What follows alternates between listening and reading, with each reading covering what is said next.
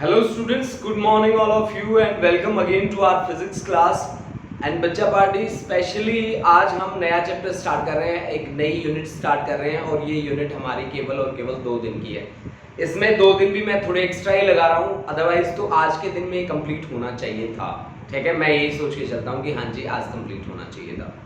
ठीक है, लेकिन चलो हम 2 दिन का टाइम इसको देते हैं और 2 दिन में इसको कंप्लीट करते हैं और उसके बाद हमारा मेन आर्टिकल जो स्टार्ट होगा जिसे हम बोलते हैं वेव। ठीक है, सॉरी ऑप्टिक्स, वो ऑप्टिक्स पार्ट हमें कंप्लीट करना है। उसके बाद atom and nuclei, dual nature of matter and radiation, ये हमारे पार्ट चलेंगे। तो बच्चों देखो, जो बच्चे यहाँ पे लाइव जुड़ते हैं, अटेंडेंस बोलते हैं और निकल जाते हैं, क्या फायदा होगा भाई उनका। ठीक है, तो थोड़ा बेनिफिट उठाइए आप इन लाइव क्लासेस का। ठीक है, अपना सिलेबस थोड़ा सा कवर करने की कोशिश कीजिए बच्चों, क्योंकि सीबीएसई कभी भी कह सकता है कि हम आपके एग्जाम कंडक्ट करेंगे और अगर वो आपके एग्जाम लेंगे तो आपको प्रिपेयर करना पड़ेगा और लास्ट में एकदम से प्रिपेयर करना थोड़ा सा मुश्किल हो जाएगा आप लोगों के लिए। ठीक है, तो इस बात का बहुत ही ज़्यादा ध्यान रखें बच्चों और साथ साथ सिलेबस को निपटा के चलें, है ना। ऐसा ना हो कि कहीं लास्ट में आपके लिए ये महाभारत हो जाए। देखो भाई, हमारा जो कॉन्सेप्ट है वो है chapter EM wave, electromagnetic wave हम स्टार्ट करने वाले हैं और इलेक्ट्रोमैग्नेटिक वेव का first and the most important article, that article is displacement current. Displacement current,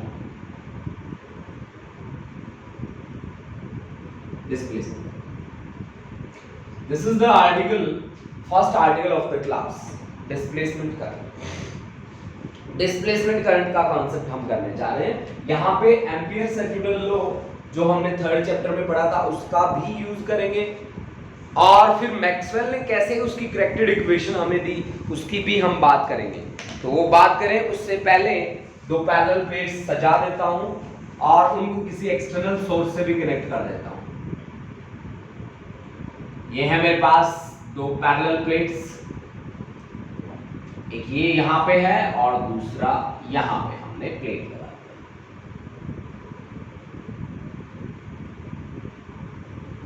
एक प्लेट ये है और दूसरी यहां पे लगी और इन दोनों को कनेक्ट किया हमने किसी एक्सटर्नल सोर्स के साथ। ऐसे एक्सटर्नल सोर्स के साथ जो यहां से पोटेंशियल भेज रहा है कितना, V के इक्वल।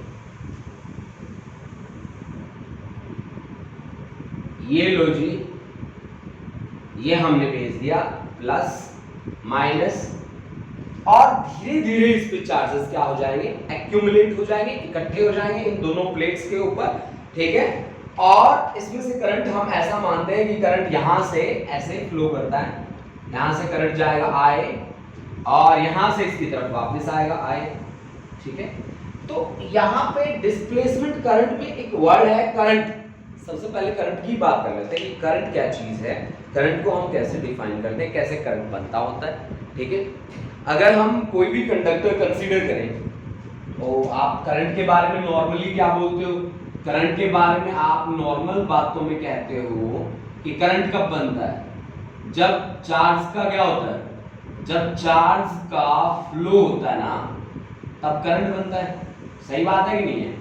बिल्कुल है। आप 10th क्लास से इसके रट्टे मारते आ रहे हो, कहते आ रहे हो कि current is nothing but the flow of charge per unit time, I is equal to Q by T। ये बात आपको याद होगी। फिर आप थोड़े से अपने आप को बहुत ही अच्छे समझने लगे तो आपने कहा कि I is equal to dQ by dt और आपने उस करंट का नाम रखा इंस्टेंटेनियस करंट, कि किसी पर्टिकुलर इंस्टेंट पे हम करंट की वैल्यू को मेजर कर रहे हैं and that value is I is equal to dQ by dt। ठीक है बच्चों, देखो अब मैं ना बड़ी बेसिक बातें करने वाला हूं जो आपने बहुत बार देखी है ना। अगर मैं मान लो यहाँ पे कोई कंडक्टर ले लूं, उस कंडक्टर में जो इलेक्ट्रॉन्स का फ्लो होगा वो क्या बनाएगा, करंट बनाएगा। इलेक्ट्रॉन्स का जो फ्लो होगा वो क्या बनाएगा, ऑफ कोर्स करंट बनाएगा। इलेक्ट्रॉन का फ्लो क्या बना के चलेगा, करंट बनाएगा। मतलब यहाँ पे इलेक्ट्रॉन्स की जो ड्रिफ्ट वेलोसिटी है, ये जो ड्रिफ्ट वेलोसिटी है इसका नाम क्या होता है, ड्रिफ्ट वेलोसिटी। ड्रिफ्ट वेलोसिटी क्या बनाती है, करंट बनाती है। अगर मैं इसके नजदीक कोई मैग्नेटिक नीडल रख दूं, कंपास रख दिया मैंने ऐसे, ठीक है, ये इसका नॉर्थ पोल, ये इसका साउथ पोल, क्या इस कंपास में डिफ्लेक्शन होगी? तो answer is yes, there will be deflection. क्यों? क्योंकि इस करंट कैरिंग कंडक्टर के चारों ओर क्या है? मैग्नेटिक फील्ड है, और ऑरेस्टेड महाराज ने हमें ये बातें बताई थी, ठीक है। इसके चारों ओर क्या है? मैग्नेटिक फील्ड है, क्योंकि जब चार्ज मूव करता है तो उसका मैग्नेटिक इफेक्ट भी एक्सपीरियंस किया जाता है। स्टैटिक चार्ज का मैग्नेटिक इफेक्ट हम एक्सपीरियंस नहीं करते। तो मैंने क्या कही कि अगर मैं मैग्नेटिक नीडल रख दूं तो डिफ्लेक्शन होगा, और डिफ्लेक्शन वाली बात ये अगर मैंने यहाँ पे क्या रखी है? Magnetic needle. अगर मैंने मैग्नेटिक नीडल रखी तो इसमें क्या हुआ? इसमें हुआ डिफ्लेक्शन। इसमें डिफ्लेक्शन किसने बताया था ये हमें? ये सारी बातें हमें ऑरेस्टेड के एक्सपेरिमेंट से पता चली थी। ऑरेस्टेड एक्सपेरिमेंट ने हमें बताया था कि अगर किसी ओपन वायर से करंट का फ्लो होता है तो उसके चारों ओर क्या होगा? मैग्नेटिक फील्ड होगा। ये बातें हमने थर्ड चैप्टर की स्टार्टिंग में पढ़ी थी कि जो चार्ज मोशन में है वो क्या बनाएगा? जो चार्ज मोशन में है वो अपने चारों तरफ मैग्नेटिक फील्ड बनाएगा, मैग्नेटिक फील्ड। फिर हमने क्या कहा कि हमें एक बात का पता चला कि जो मैग्नेटिक फील्ड है, कोई भी मैग्नेटिक फील्ड है, वो मैग्नेट से भी बनता है और करंट से भी बनता है। यानी कि मैग्नेट से भी बनेगा और करंट से भी बनेगा, है ना। और अगर करंट है तो मैग्नेटिक फील्ड होगा ही होगा। ये बात हमें बताई किसने? एम्पियर सर्किटल लॉ ने। और एम्पियर्स लॉ हमें क्या कहता था कि ये ओपन वायर है हमारे पास जिसमें से करंट फ्लो कर रहा है आई, ठीक है। ये हमने एम्पीरियल लूप कंसीडर किया जिसका रेडियस है r, इसके चारों ओर कंसेंट्रिक सर्कल की फॉर्म में होगा क्या? Magnetic field. तो हम कहते हैं कि B.dl line integration of magnetic field is equal to mu naught times the total current enclosing in the loop, या I इनसाइड भी लिख देते हैं हम इसको कि total current inside the loop. This is the statement of Ampere's law. ये Ampere's law की स्टेटमेंट है बच्चों, एम्पियर्स लॉ। अब एम्पियर्स लॉ की बात को बड़े ही ध्यान से सुनना है आपको। एम्पियर्स लॉ कहता है कि अगर करंट है तो मैग्नेटिक फील्ड है, अगर मैग्नेटिक फील्ड है तो करंट है। मतलब बात तो यही हुई ना भाई, दोनों बराबर है। B.dl is equal to mu naught into I। तो अगर मैग्नेटिक फील्ड है तो करंट है, और करंट है तो मैग्नेटिक फील्ड है। बात तो माननी पड़ेगी ना ओरेस्टेड की, ऐसे ही तो बोला नहीं। यानी कि करंट है तो मैग्नेटिक फील्ड है, और करंट नहीं है तो मैग्नेटिक फील्ड भी नहीं है ना। यानी कि if there is current, if there is current I, there will be B, there will be magnetic field, vector quantity है। अच्छा, if there is no I then no B, यानी कि B is equal to 0। मतलब इसकी बात देख के तो मुझे तो यही लगा, ठीक है ना। अब तक देखो जितनी भी बातें मैंने करी हैं वो बातें मैं करंट के बारे में करता आ रहा था। ये जितना भी मैंने कॉन्सेप्ट किया है यहाँ पे, पूरा का पूरा कॉन्सेप्ट, ये मैंने पूरा कॉन्सेप्ट करंट के लिए किया है। मैंने यहाँ पे सारी बातें करंट के लिए करी। अब बात करते हैं जो प्लेट्स हमने बना रखे हैं उन प्लेट्स के बारे में, क्योंकि वहीं से मैं आपको डिस्प्लेसमेंट करंट का टॉपिक एक्सप्लेन करने वाला हूँ कि डिस्प्लेसमेंट करंट का कॉन्सेप्ट कहाँ से आया, क्यों आया, और आया तो ठीक है बट वैल्यू क्या लेके आया अपने साथ, that value we have to check and that is going to be very interesting. मैं आपको एक बात बता दूं कि ये बहुत ही इजी है और बहुत ही इंटरेस्टिंग है बच्चा लोग, ठीक है। अगर आप इसको एक बार प्रिपेयर कर लोगे, आप ये मान लो कि ईएम वेव जो चैप्टर है ना वो आपका कंप्लीट हो गया, अगर आपको डिस्प्लेसमेंट करंट का फंडा समझ में आ गया। और बहुत बड़ा कोई फंडा नहीं है, ठीक है, बहुत ही इजी छोटी छोटी बातें हैं जो आपको प्रिपेयर करनी है। अब देखो, जब आपने बैटरी के प्लस से जोड़ा इस प्लेट को, दोनों प्लेट्स का मैंने एरिया सेम रखा है, इसका भी एरिया मैंने ए लिया है और इसका भी मैंने एरिया ए लिया है, तो दोनों के दोनों पैरेलल प्लेट्स बन गए, कैपेसिटर वाला सा काम हो गया। तो अब ये पॉजिटिव चार्ज यहाँ पे क्या करता रहेगा, ग्रेजुअली इंक्रीज करेगा। Gradually these plates gets charge, मैं ग्रेजुअली लिख रहा हूं बेटा, धीरे धीरे ना, मैं लिख रहा हूं कि gradually these plates gets charge. मैंने ये लिखा है भाई, ये धीरे धीरे क्या हो जाएंगे, चार्ज हो जाएंगे। यानी कि यहां पे एक्यूमुलेशन हो जाएगा किसका, पॉजिटिव चार्ज का, ऐसे इकट्ठा हो जाएगा पॉजिटिव चार्ज, और यहां पे नेगेटिव चार्ज एक्यूमुलेट हो जाएगा धीरे धीरे। ऐसा नहीं है कि एकदम से, धीरे धीरे, ठीक है, धीरे धीरे, ठीक है भाई।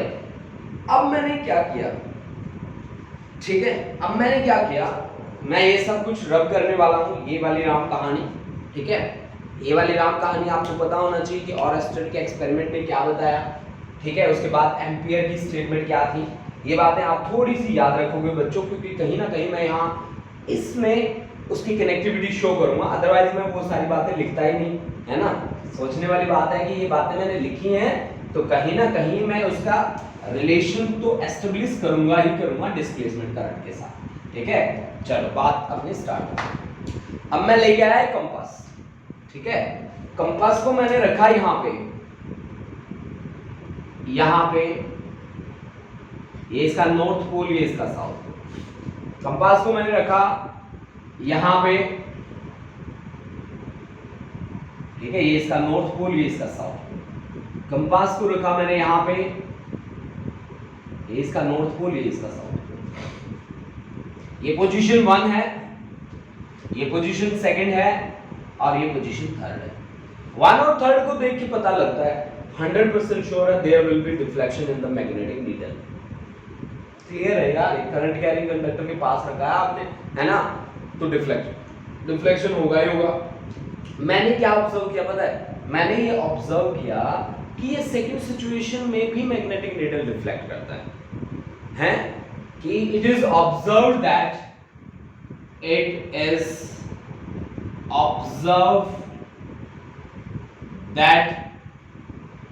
in second situation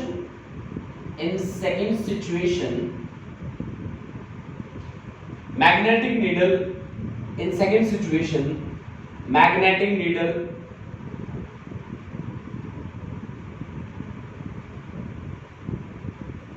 will deflect। Second situation में भी मैग्नेटिक नीडल क्या करेगा, डिफ्लेक्ट करेगा, डिफ्लेक्शन होगा सेकंड सिचुएशन। अब आप मेरी बात सुनो कि मैग्नेटिक नीडल कब डिफ्लेक्ट कर सकती है, जब मैग्नेटिक फील्ड हो। दैट मींस इस गैप में क्या है, मैग्नेटिक फील्ड है। व्हाट इट मीन डिफ्लेक्ट, इसका मतलब है कि there is some magnetic field between the gap of the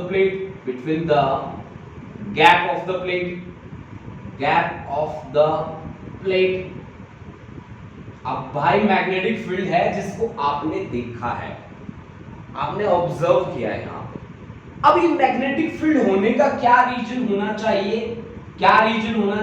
अगर मैं यहाँ ध्यान से देखूं तो ये पॉजिटिव चार्ज लगातार बढ़ता जा रहा है, यहाँ ये नेगेटिव चार्ज ग्रेजुअली इंक्रीज हुआ है। तो आप कह सकते हैं कि मैग्नेटिक फील्ड लाइंस जो हैं इनके बीच में मैग्नेटिक फील्ड भी लगातार धीरे धीरे बढ़ा होगा। भाई आप कह रहे हो कि यहाँ पे मैग्नेटिक फील्ड जो है वो लगातार धीरे धीरे बढ़ा होगा, यानी कि मैग्नेटिक फील्ड की वैल्यू में कोई ना कोई चेंज लगातार हुआ होगा, है ना। किसकी वैल्यू में, इलेक्ट्रिक फील्ड की, सॉरी मैग्नेटिक फील्ड में वर्ड यूज कर गया। देखो बच्चों कि जैसे जैसे इन प्लेट्स पे चार्ज बढ़ा है, ठीक है, as charge increases to individual plate, so electric field also goes on increasing,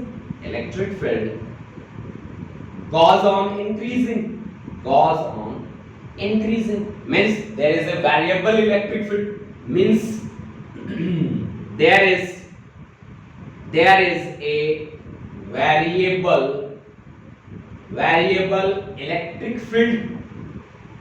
electric field. अब आपको दिख रहा है इलेक्ट्रिक फील्ड क्या बना रहा है, इलेक्ट्रिक फील्ड लाइंस बना रहा है कि नहीं बना रहा है, दिख रहा है भाई, फील्ड लाइंस बना रहा है, फील्ड लाइंस बना रहा है मतलब फ्लक्स है, फ्लक्स है तो उसका क्या होना चाहिए, इलेक्ट्रिक फ्लक्स क्या होता है, फाई ई, क्या होता है, electric field into area, magnitude की बात कर रहा हूं, electric field into area, electric field change हो रहा है तो फ्लक्स चेंज हो रहा है, और फ्लक्स अगर चेंज होगा तो क्या हो रहा है उसके कारण, ये मैग्नेटिक फोर्स एक्सपीरियंस कर रहा है।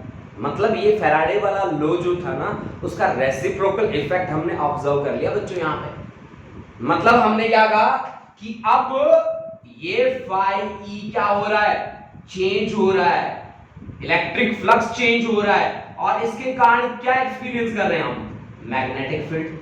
अब अगर मैग्नेटिक फील्ड ना होता तो वो मैग्नेटिक नीडल डिफ्लेक्ट कैसे होता, यानी कि दिस इज द रेसिप्रोकल किसका, रेसिप्रोकल लिख रहा हूं मैं इसको, reciprocal of Faraday's law.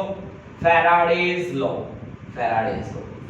Law क्या कहता था कि मैग्नेटिक फील्ड को चेंज करके आप इलेक्ट्रिक करंट जनरेट कर सकते हो, और ये क्या कह रहा है कि इलेक्ट्रिक फील्ड को चेंज करके आप मैग्नेटिक फील्ड जनरेट कर सकते हो, यानी कि this is the reciprocal of किसका, रेसिप्रोकल किसका हुआ, ये रेसिप्रोकल हुआ फैराडे के लॉ का।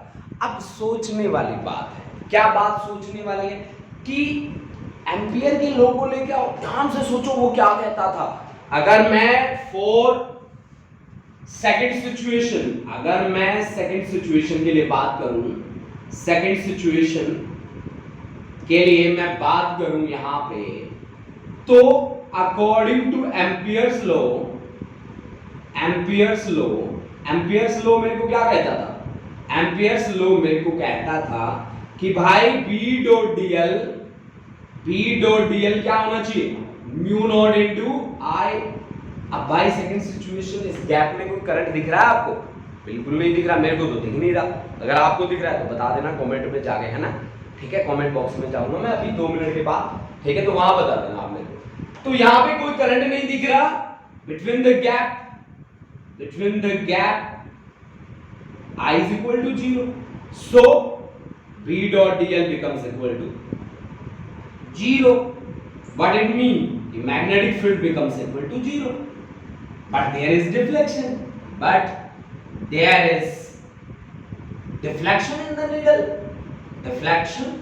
In the needle. अब needle में deflection है तो magnetic field तो है.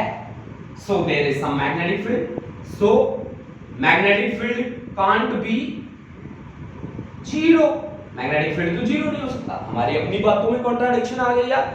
यानी कि भाई एम्पियर जी महाराज, आपने कोई ना कोई टर्म को क्या रखा है, मिसिंग टर्म है आपके पास, यानी कि अब स्टेटमेंट जो है आपकी B dot dl is equal to mu naught into I से बात नहीं बन रही, कोई ना कोई आपके पास मिसिंग टर्म है, इसी मिसिंग टर्म को सर्च करना हमारा काम है। This is the missing term, ये हमारी मिसिंग टर्म है, इस मिसिंग टर्म को हमें खोजना है और आपको बताना है, इसी मिसिंग टर्म का नाम है क्या, डिस्प्लेसमेंट। इस गैप में जो करंट बना है that is the displacement current, और वो मैंने यहां पे लिखा है मिसिंग टर्म, कि ये है भाई वो मिसिंग टर्म जिसको हमें खोज करनी है, जिसको हमें सर्च करना है। मैंने कहा बच्चों कि धीरे धीरे इन प्लेट्स पे चार्ज बढ़ा, और धीरे धीरे अगर चार्ज बढ़ा तो क्या हुआ, लगातार इलेक्ट्रिक फील्ड क्या हुआ, चेंज हुआ, और लगातार इलेक्ट्रिक फील्ड चेंज हुआ तो कहीं ना कहीं उसके कारण क्या बना है, मैग्नेटिक फील्ड बना है, और उसी मैग्नेटिक फील्ड के कारण करंट जनरेट हुआ है, और उस करंट का नाम है क्या, डिस्प्लेसमेंट। उस करंट का नाम है displacement current. Then the corrected equation क्या होनी चाहिए, जो मिसिंग टर्म है उसकी जगह पे मैं क्या लिख रहा हूं, एक करंट और मैं भर रहा हूं, उस करंट का नाम है यहां पे mu naught into displacement current is ID। Then the corrected equation of Ampere circuital law becomes B dot dl that is equal to mu naught into I plus mu naught into I. dId is the current that is developed between the gap of the two plates, है ना। अब देखो इस current को बहुत सारी आपकी books में लिखा जाएगा कंडक्शन करंट, जो वायर से फ्लो हो रहा है, तो आईसी मैं इसको लिख रहा हूं यहाँ पे, ठीक है, that is the conduction current and this is the corrected form of Ampere's law and this was corrected by Maxwell, so this is known as Ampere-Maxwell equation, ठीक है। इसको मैं लिख भी देता हूं, मैक्सवेल ने करेक्ट किया था इसको, so that is known as Ampere-Maxwell's equation. Ampere-Maxwell's equation as B dot dl, that is mu naught IC plus mu naught into ID। अब मेरा टारगेट क्या है? मेरा टारगेट है कि किसी ना किसी तरीके से मैं डिस्प्लेसमेंट करंट की वैल्यू को निकालना चाहता हूं। देखो फंडा आपको समझ में आ गया कि चार्ज यहां पे लगातार बढ़ता जा रहा था, चार्ज बढ़ता जा रहा था तो फील्ड की स्ट्रेंथ भी बढ़ती जा रही थी और फील्ड वेरिएबल था तो इलेक्ट्रिक फ्लक्स की वैल्यू वेरी हो रही थी और इलेक्ट्रिक फ्लक्स की वैल्यू वेरी होने के कारण मैग्नेटिक फील्ड जनरेट हुआ। That is the Maxwell's concept. अब इसने फैराडे का उल्टा काम कर दिया, ठीक है ना, फैराडे का उल्टा काम कर दिया। फैराडे ने किसका उल्टा काम किया था? ऑरस्टेड का उल्टा काम किया था। ऑरस्टेड ने किसका किया था? भाई उसने कुछ नहीं किया था, ठीक है, वो तो मैग्नेटिक फील्ड बता रहा था अर्थ का और बाय द वे उससे एक्सपेरिमेंट हो गया था, ठीक है ना, उसकी गलती नहीं थी बेचारे की, ठीक है। उसे क्या पता था तेरी गलती इतनी भारी पड़ जाएगी कि बच्चों के 4-4 चैप्टर बन जाएंगे, है ना, ठीक है, उसे थोड़ी ना पता था, ठीक है। ये देखो बड़े बूढ़े हमारे लिए कुछ ना कुछ लिख के चले गए और उसको हम भुगत रहे हैं हम लोग, है ना। चलो भाई अब क्या कर सकते हैं, हमारी पूरी किस्मत, ठीक है, चलो भुगतते रहेंगे हम लोग और आगे भी बढ़ते रहेंगे ऐसे ही हम लोग, ठीक है। हमारे बड़े बूढ़ों ने जो भी बताया हमें, हम उसको पढ़ते भी रहेंगे, ठीक है। तो अब देखो बच्चों हमें आगे क्या करना है, आगे हम अपने स्टेप्स डिसाइड करते हैं। देखो कैसे हमें आगे बढ़ना है। मैंने क्या कहा, अब मेरा टारगेट क्या है? मेरा टारगेट है डिस्प्लेसमेंट करंट को फाइंड करना। देखो बहुत ही इजी कॉन्सेप्ट है ये, कोई कॉम्प्लिकेटेड कॉन्सेप्ट नहीं है और आपको बहुत ही इजी भी लगेगा ये कॉन्सेप्ट, डिफिकल्ट नहीं लगेगा। जब आप एक बार इसको कवर कर लोगे और एक बार इसको पढ़ के देखोगे कवर करने के बाद, तो आपको पता चलेगा अरे कुछ नहीं था ये, जगत सर ने तो 1 घंटा लगा दिया इस पे, हैं 10 मिनट का आर्टिकल नहीं था। तो भाई क्या करें, लगाना पड़ता है टाइम। अब देखो बच्चों इसके ऊपर जब चार्ज इकट्ठा हुआ तो आपको पता चला कि सर जी यहाँ पे पॉजिटिव चार्ज डेंसिटी है इसके पास, this is surface charge density and this is positive surface charge density and this is negative surface charge density, क्योंकि यहाँ पे नेगेटिव चार्ज एक्यूमुलेट हुआ है। अगर मैं एक प्लेट के लिए बात करता हूँ, अगर मान लो मेरे पास एक पॉजिटिवली चार्ज प्लेट है, मान लीजिए ऐसी प्लेट है, अब मैं थोड़ी सी इसको छोटी कर रहा हूँ, इतनी बड़ी प्लेट मैं नहीं ले रहा, और एक के पास है पॉजिटिव और एक के पास है नेगेटिव। तो मैंने गॉस लॉ की एप्लीकेशंस पढ़ी थी और उन एप्लीकेशन से मेरे को पता चला था कि इस गैप में जो इलेक्ट्रिक फील्ड होगा that will be sigma by epsilon naught, where sigma is surface charge density. हम लिख देते हैं इस बात को कि सिग्मा जो है वो सरफेस चार्ज डेंसिटी है, सरफेस चार्ज डेंसिटी है जिसकी वैल्यू होती है चार्ज पर यूनिट एरिया, जिसकी वैल्यू है चार्ज पर यूनिट एरिया, और epsilon not is the permittivity of free space that having the value 8.85 into 10 raised to power minus 12 I think, है ना, आप देख लेना, मैच कर लेना, ठीक है भाई, ठीक है। क्योंकि देखो बच्चों अब हम आगे बढ़ते हैं। देखो हमारे पास क्या है, इलेक्ट्रिक फील्ड है, इसकी वैल्यू लिख दूं यहाँ पे, तो charge upon area A into epsilon not, cross product ले रहा हूं जी, A into epsilon not into E that is equal to Q, ठीक है।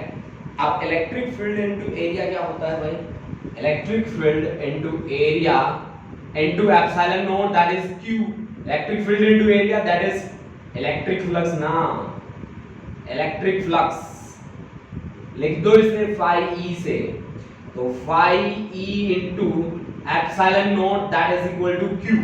क्या चाहिए, करंट चाहिए। करंट कैसे निकालोगे, इलेक्ट्रिक फ्लक्स में चेंज हो रहा है क्या, हाँ जी हो रहा है, फ्लक्स में चेंज हो रहा है, हाँ जी बिल्कुल हो रहा है। अभी भी तो पढ़ा था कि इलेक्ट्रिक फ्लक्स में चेंज हुआ क्योंकि जैसे जैसे चार्जेस यहाँ पे एक्यूमुलेट हुए वैसे वैसे फील्ड की स्ट्रेंथ क्या होती गई, ऑफ कोर्स बढ़ती गई, ठीक है, यानी कि लगातार चेंज हुआ है, चेंज को कैसे दिखते होते हैं कि d phi E by dt, that is rate of change of electric flux with respect to time, that is dq by dt।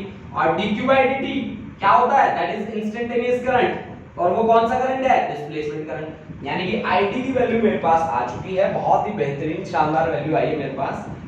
id की वैल्यू है epsilon not d phi e by dt, this is id, ये id है भाई। अब id की value को उठा के वहां पे पटक दो, पटकते ही आपके पास जो मॉडिफाइड इक्वेशन है, आपने बुलेट निकलवाई और उसको मॉडिफाई कराया, तो बहुत ही अच्छी लगती है ना, अच्छी लगती है अगर आपने अच्छे से मॉडिफाई कराया हो तो। अब आपने बहुत ही अच्छे से इस इक्वेशन को मॉडिफाई कराया है, तो म्यू नॉट id की वैल्यू रखो epsilon not d phi e by dt, this is the modified equation of Ampere's capital law and this is the final result guys, ठीक है। और मैं आपको एक बात बता दूं कि ये इक्वेशन हर जगह वैलिड है, ऐसा नहीं है कि एक पर्टिकुलर सिचुएशन में ही वैलिड होगी ना, जहां आपकी मर्जी करे ना वहां अप्लाई करना, खुले से धड़ाधड़ अप्लाई करना, ठीक है, और आपके लिए हर जगह चलेगी ये इक्वेशन, ठीक है। अच्छा, अब आप मेरे को सभी बच्चे ये बताएंगे कि ये आपको ईएम वेव का फर्स्ट टॉपिक कैसा लगा, क्या आपको समझ में आया कि नहीं आया, ठीक है। और भाई मैंने कहा था, जैसा मैंने कहा था कि ये चैप्टर काफी इजी है, तो क्या सच में इजी है क्या, ठीक है, अगर नहीं है तो भी बता दो। चलो कमेंट बॉक्स में आ जाओ और फटाफट बातें करते हैं हम, ठीक है। हाँ जी, ये कमेंट सेक्शन, अच्छा जी, राधेश वेरी गुड, बहुत बढ़िया।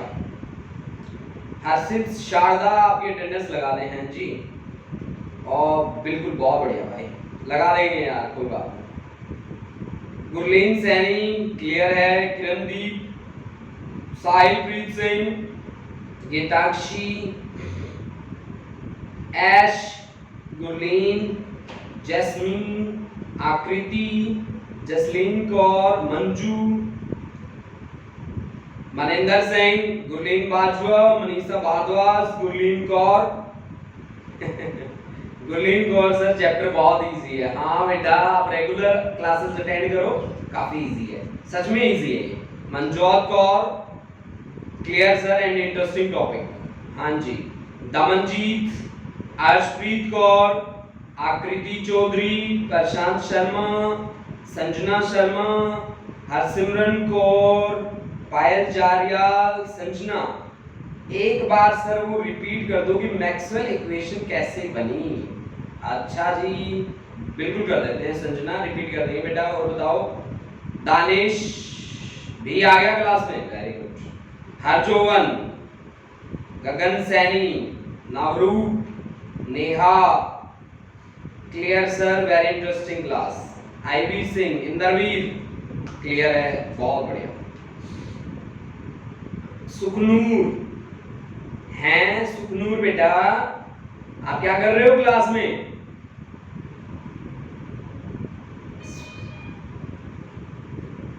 सुखनूर 11C अटेंडेंस सर हैं।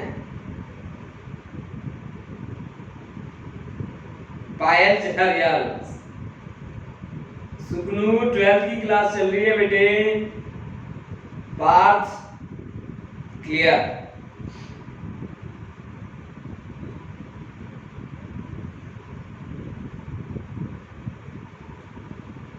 शोभित, हाँ आपकी अटेंडेंस लगा दूंगा बेटा।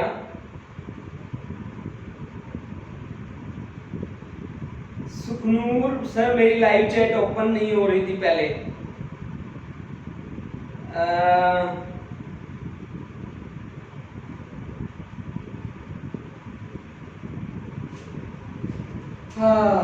चलो बहुत बढ़िया। देखो बच्चों, 11वीं वाले बच्चे भी समझ जाते हैं कॉन्सेप्ट जो किया है ना हमने, नया चैप्टर स्टार्ट किया है, वो 11th वाले बच्चों को भी समझ में आ गया। बताओ यार, हद की बात है ना। तो अगर आप बहुत ही अच्छे तरीके से पढ़ते हो तो आपको हर चीज आपको समझ में आ जाती है। अब मैं ये मानता हूं कि आप लोगों ने इस चीज को बहुत ही अच्छे से प्रिपेयर कर लिया है, नोट कर लिया होगा आप लोगों ने। तो हम आगे बढ़ते हैं हम किस बात पे, वो बात है हमारे पास इलेक्ट्रोमैग्नेटिक वेव के नेचर को रिप्रेजेंट करना, इलेक्ट्रोमैग्नेटिक वेव कैसे जनरेट हुई उसको रिप्रेजेंट करना। तो उसके लिए हर्ट्ज महाराज आए थे जब ये कॉन्सेप्ट बन गया था, ठीक है। इस कॉन्सेप्ट के काफी टाइम बाद इलेक्ट्रोमैग्नेटिक वेव की प्रेजेंस को डिटेक्ट कर लिया गया था, वो कैसे एनर्जी ट्रांसफर करती है उस बात को थियोरेटिकली प्रेजेंट कर दिया गया था। लेकिन एक्सपेरिमेंटली काम किया ये हर्ट्ज ने, हर्ट्ज के नाम पे आपको पता है hertz is the unit of frequency, तो कहीं ना कहीं उन्होंने फ्रीक्वेंसी के लिए भी काम किया होगा, ठीक है। आपको पता होगा hz यूनिट लिखी जाती है, ठीक है। तो उन्हीं का एक्सपेरिमेंट है और वो आपके पीएससी में आता है, ठीक है। तो आपकी यहाँ इस क्लास में नहीं आता हर्ट्ज का एक्सपेरिमेंट, लेकिन फिर भी हम उसको थोड़ा सा पढ़ के देखेंगे। बहुत ज़्यादा डिटेलिंग में मैं नहीं पढ़ा रहा, बहुत ही थोड़ा सा मैं पढ़ाऊंगा आपको, लेकिन उस थोड़े से में ही हम बहुत सारा काम करेंगे, ठीक है, हर्ट्ज के एक्सपेरिमेंट के लिए। तो वो हमें क्या काम करना है, चलो स्टार्ट करते हैं। हर्ट्ज का experiment about the electromagnetic wave transverse nature को रिप्रेजेंट करेगा उसके। तो हम अपने काम को करते हैं start, that is hertz experiment.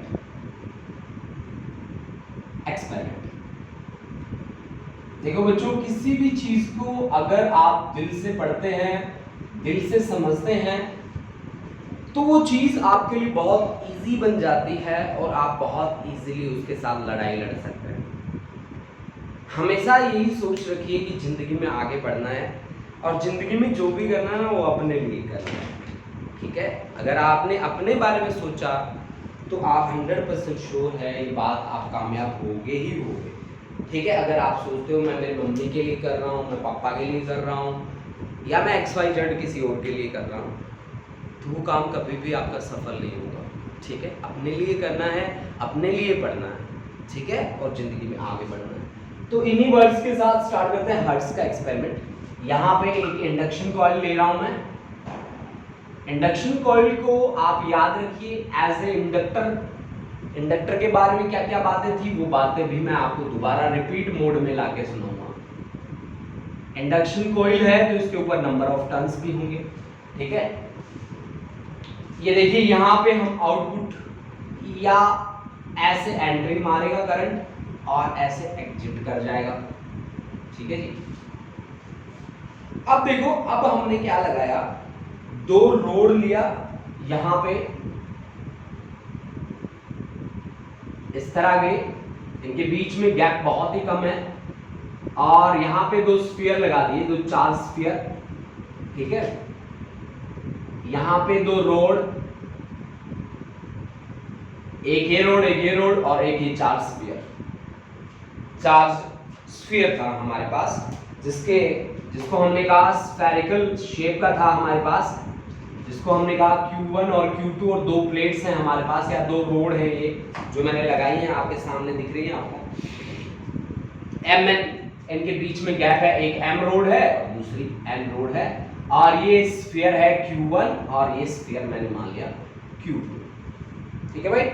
और यहाँ पे आप स्पार्क गैप, यहाँ पे स्पार्किंग होगी, ये जो गैप है इसका नाम मैंने लिखा है स्पार्क गैप, यहाँ पे स्पार्किंग होगी भाई, ठीक है। जो एयर है, एयर इंसुलेटर होती है, उसका इंसुलेशन तोड़ना है आज, ठीक है। उसका इंसुलेशन तोड़ेंगे एक हाई इलेक्ट्रिक फील्ड के साथ। कहता है कि बहुत ज्यादा हाई अगर इलेक्ट्रिक फील्ड हम अप्लाई कर देते हैं ना, बहुत ज्यादा, तो एयर का इंसुलेशन टूट जाता है और वो कंडक्टर की तरह बिहेव करता है, और कंडक्टर की तरह जब बिहेव करेगा ना, तो इसके बीच में जो एयर है ना, उसमें क्या होगी, स्पार्किंग होगी। स्पार्किंग मतलब समझते हैं आप स्पार्किंग कैसे होती है, वो स्पार्किंग होगी। और हम इससे कुछ दूरी पे एक कंडक्टिंग प्लेट लगा देंगे, यहाँ पे थोड़ी सी दूरी होगी, ऐसे नहीं होगा कि बहुत ज्यादा दूरी होगी, और जब यहाँ पे स्पार्किंग होगी ना, तो यहाँ पे भी हम स्पार्किंग ऑब्जर्व करेंगे, यहाँ पे भी हम स्पार्किंग ऑब्जर्व करेंगे। अब वो स्पार्किंग कैसे ऑब्जर्व करेंगे, इस बात पे हमें करनी है चर्चा।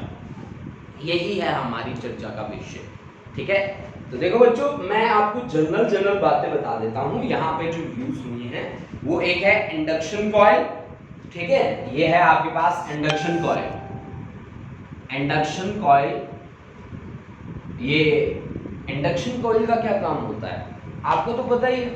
इंडक्शन कॉइल का क्या काम होता है पता है ना, इंडक्टर के बारे में जानते हो ना, कैसे क्या क्या पढ़ा है आपने कि आपने कहा कि phi is directly proportional to I, then phi is equal to Li for a single coil, then EMF will generate in opposite direction that is equal to minus of d phi by dt that is equal to minus of L di by dt, and that EMF depends on number of turns. If I increase the number of turns then EMF can be increased, या जो current induce हुआ है उसको increase कर सकता हूं मैं number of turns को इंक्रीज करके। मान लो di by dt थोड़ा सा ही हो रहा है, di by dt का क्या मतलब है, rate of change of current with respect to time थोड़ा सा ही है, तो EMF बहुत ज्यादा जनरेट कर सकता हूं मैं कैसे, नंबर ऑफ टर्न्स को बढ़ा के। अगर मैं नंबर ऑफ टर्न्स को बढ़ा दूं तो ये बहुत ज्यादा इंक्रीज हो जाएगा, मतलब L की डिपेंडेंसी मैंने यहाँ पे ली है।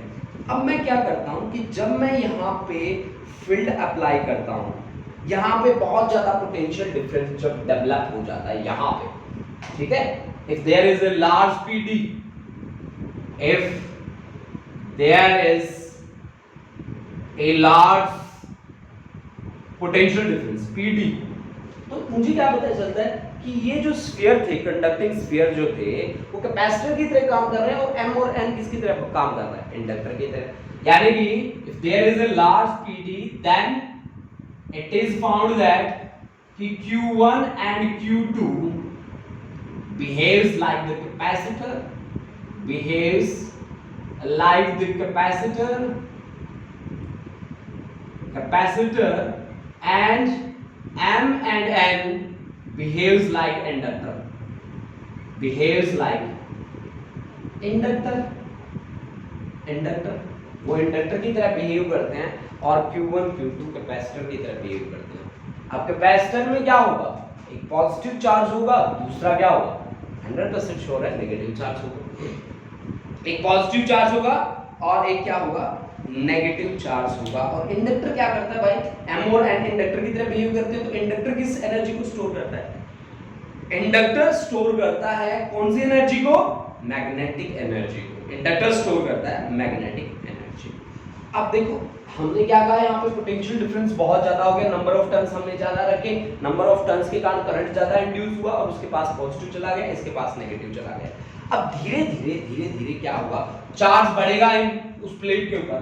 अगर मान लो इस पे चार्ज बढ़ रहा है तो इलेक्ट्रिक फील्ड की स्ट्रेंथ भी तो बढ़ेगी ना, इलेक्ट्रिक फील्ड की स्ट्रेंथ भी बढ़ेगी, चारों तरफ बढ़ेगी, इसके चारों तरफ इलेक्ट्रिक फील्ड की स्ट्रेंथ तो बढ़ेगी ना।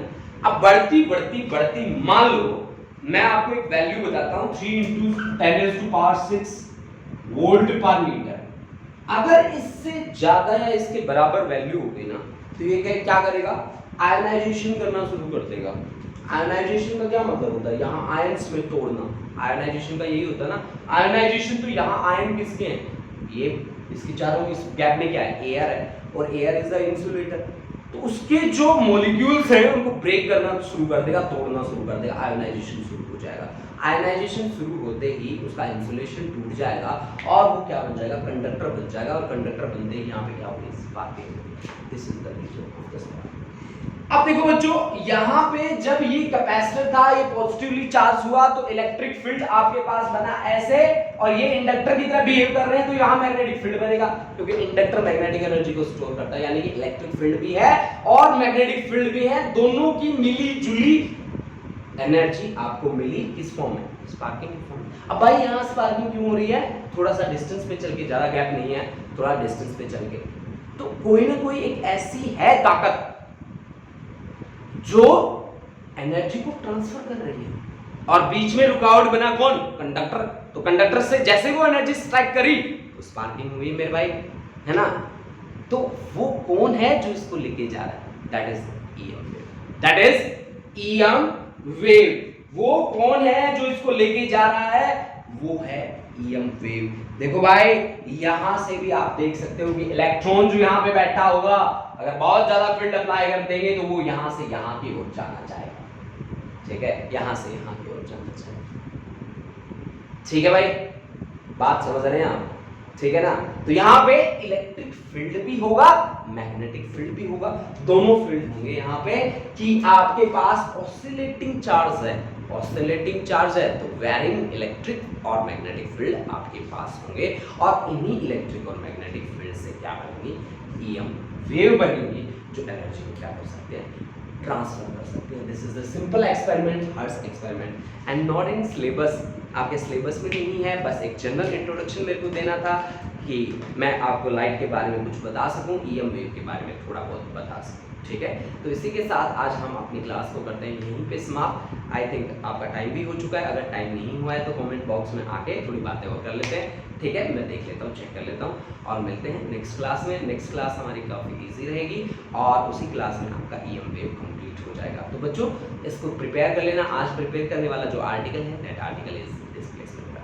तो मिलते हैं नेक्स्ट क्लास में सभी बच्चे, ठीक है। और रेगुलर क्लासेस अटेंड कीजिएगा सभी बच्चे, ठीक है। अब यहाँ पे 32 की स्ट्रेंथ हो रही है, तो इसी तरह से ज़्यादा हमारी क्लास में जुड़े। थैंक यू बच्चों।